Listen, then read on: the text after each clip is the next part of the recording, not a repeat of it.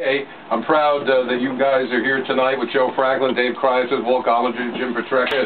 So Joey, I've been a fan of yours since I was a kid. I mean, you know, it's just growing up with you, listening to all the great people you've had on the radio and all the things that you've done for everybody over the years. It's just amazing, you know how long you've been in this business like this.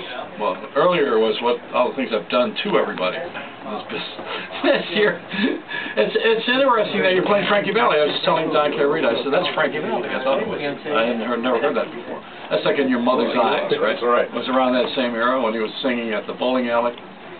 I think Joe Franklin was here a little while ago. He's right over there. And you had and you had Cousin Brucey. Cuz, yes. Yeah, this room is technically challenged.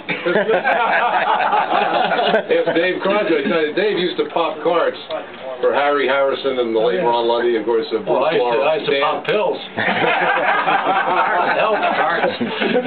So what's WPAT? Is this a Cap Cities broadcasting station? Well, it's a multicultural broadcasting station. What does that mean? You don't know what you're doing? Well, it sort of means that any sort of eclectic moment of talent could walk through the door that probably have come through your rock and roll shows or talk shows over the years, and it's just great that you actually you began as a DJ.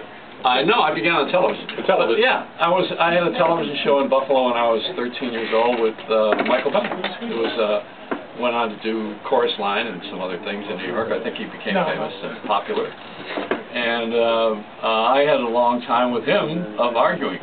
Every Saturday. We were kids. You know, we fought over everything. He wanted to dance, I wanted to tell jokes, and he didn't think it was funny, and I didn't think he was good at dancing. Both were wrong.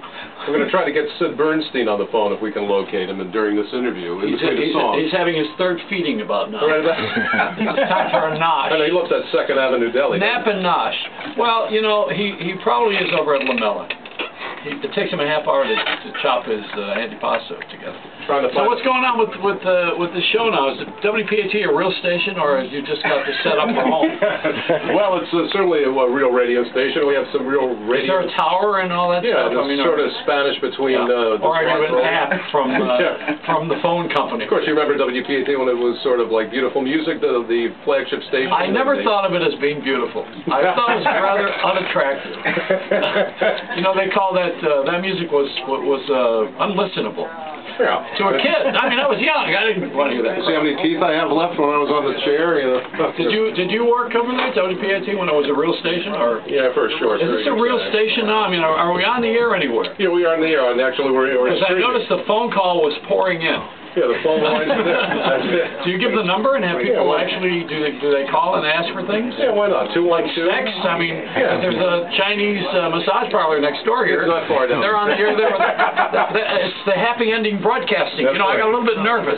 212-219-9695. That's better this way. That's right, because it's live radio. Of course, you've done live radio for so many years, too. Every place that I've been, it's live. I don't like pre-recorded stuff. No. I don't like the reality shows because they're edited. Yeah. I think the live is the way that I'm going to do my television show. I think it's going to be the same thing. Well, fail. You know, you always fail when you do it live, but failing is fun. I mean, the best part of Johnny Carson was when he didn't get the jokes and he had to dance. That's right. I mean, it's funny. It's funny. He did a good dance, though, didn't he? Did you see this? Have you guys? I want to ask Joe this because Joe is the anchor. He's the anchor in New York. And I have my, out of respect, the WOR shirt. You know, Joe built that station. That's right. The television side. Joe, you there? Yeah, come in. Step in. And Joe Franklin has, of course, you know, I mean, everybody, there's not anybody that doesn't know who he is. And loves him, too. That's good. And then there are those of us who think he's very funny. He is a funny guy. You got a great bit of humor. I saw something last night, Joe, and I want to run this by you. It was on television on Showtime. There was a show with Paul Provenza, which is called The Green Room. Have you seen this thing? I guess I'm promoting it by talking about it. Well, Paul produced a movie called The Aristocrats, and they made a little fun of me with Sarah Silverman, who has since become my best friend. I sued Paul, and they gave me $5,000, which I finally gave to a charity. They told me if I'd gone out to the coast, I could have gotten $250,000, but I don't care to travel. But Paul Provenza, in fact, he's on my show on Bloomberg next week. He wrote a book called Satirista. It's a book about comedy. But what was the point you were making, Joe? Oh, so he's got a show on television that's the most vulgar thing since my childhood. I mean, you know, he had Roseanne Barr was on there, and you like the vulgarity of it all, or? Oh, it was so freeing that it was not even shocking anymore. You know, it's beyond that. Beyond shock. Beyond that. It was just everybody, the language was so over the top that I was praying for some reason that they would never ask me to be honest. I mean, you don't want to be positioned with that. It was so raw. But that's the whole thing now. That's what I was going to bring up. Joe, you know, when you were first on the air... I go back to the days, Joey, when I would ask Jerry Lewis what he had for breakfast. I would ask Sammy Davis what time does he go to bed at night, and it clicked. I was on for 43 years. You know, you held on, as you know, Joey, by the ratings. You're not held on by human beings, and we've been doing something right for a long, long time, right, Joey? Yeah, but the words, I mean, the language has changed a little bit. Would you be able to do this hip-hop format? I have no idea how it works. Well, wait till we see the bands come in. They got some great music. Wait till you hear them I'm still come in. waiting for the repeats of the Ed Sullivan Show to come on here. Joey, who's, would you say, one of the greatest guests that you've ever interviewed in your life? Joe Franklin and Don K. Reed. What do you think? I'm a fool? They're both here. Good to see you, Don K. Good to be here. Don is great. Don's one of the great 45, 50 years in broadcast. 46. 46 years. I don't want to take credit for years I didn't do. So I'm glad you made it down here tonight, especially for the party after the show.